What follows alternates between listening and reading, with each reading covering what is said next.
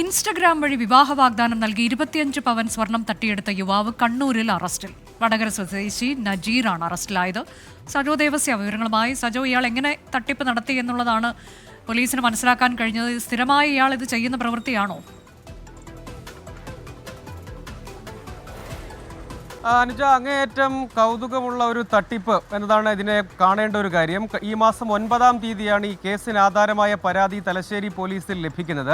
കണ്ണൂർ സ്വദേശിയായ വിവാഹമോചിതയായ യുവതിയുമായി ഇൻസ്റ്റഗ്രാം വഴി പരിചയപ്പെട്ട ഈ പ്രതി യുവാവ് വടകര സ്വദേശി നജീർ വിവാഹ വാഗ്ദാനം നൽകി. നാളുകളോളം ഇൻസ്റ്റഗ്രാം വഴി ആശയവിനിമയം നടത്തി. പക്ഷേ യഥാർത്ഥ ഐഡന്റിറ്റിയും ഈ ഇൻസ്റ്റഗ്രാം അക്കൗണ്ട് വഴി വെളിപ്പെടുത്തിയിരുന്നില്ല. പക്ഷേ ഈ വാഗ്ദാനം വിശ്വസിച്ച് യുവതിയോട് ആഭരണം നമുക്ക് ഒരുമിച്ച് ജീവിക്കാമെന്ന വാഗ്ദാനം നൽകുന്നു, വിവാഹം കഴിച്ച് ജീവിക്കാമെന്ന വാഗ്ദാനം നൽകുന്നു. കയ്യിലുള്ള ആഭരണവും പണവും ഒക്കെയായി തലശ്ശേരിയിലേക്ക് എത്താൻ നിർദ്ദേശിക്കുകയാണ്. അങ്ങനെ ഈ ആഭരണവും പണവും ഒക്കെയായി തലശ്ശേരിയിലേക്ക് എത്തുന്നു. 25 പവൻ സ്വർണ്ണാഭരണങ്ങളിൽ ഈ യുവതിയുടെ പക്കലുണ്ടായിരുന്നു.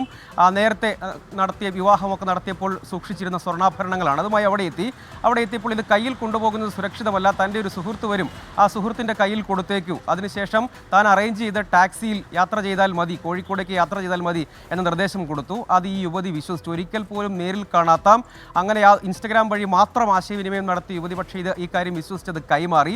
പക്ഷേ പിന്നീട് ആളെയും സ്വർണവും കണ്ടെത്താൻ കഴിഞ്ഞില്ല. അതുമായി ഈ പ്രതി മുങ്ങുകയായിരുന്നു വടകര സ്വദേശിയായ നജീർ. ഇയാൾക്കെതിരെ സമാനമായ കേസുകളും ആരോപണങ്ങളും ഉണ്ട് എന്നാണ് പോലീസിൽ നിന്ന് നമ്മൾ മനസ്സിലാക്കുന്നത്. പിന്നാലെ പോലീസ് നടത്തിയ അന്വേഷണത്തിനൊടുവിലാണ് CCTV ദൃശ്യങ്ങൾ, ഗൂഗിൾ പേ വിവരങ്ങളൊക്കെ പരിശോധിച്ചാണ് പ്രതിയിലേക്ക് എത്തിയത്. പ്രതിയുടെ അറസ്റ്റ് രേഖപ്പെടുത്തി റിമാൻഡ് ചെയ്തു. ഇൻസ്റ്റഗ്രാം വഴിയാണ് വിവാഹ വാഗ്ദാനം നൽകി 25 പവൻ സ്വർണം തട്ടിയെടുത്ത യുവാവ് കണ്ണൂരിൽ അറസ്റ്റിലായത്.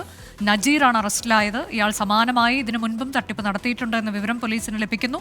വിവാഹമോചിതയാണ് ഇയാൾ കബളിപ്പിക്കാൻ ശ്രമിച്ചത്.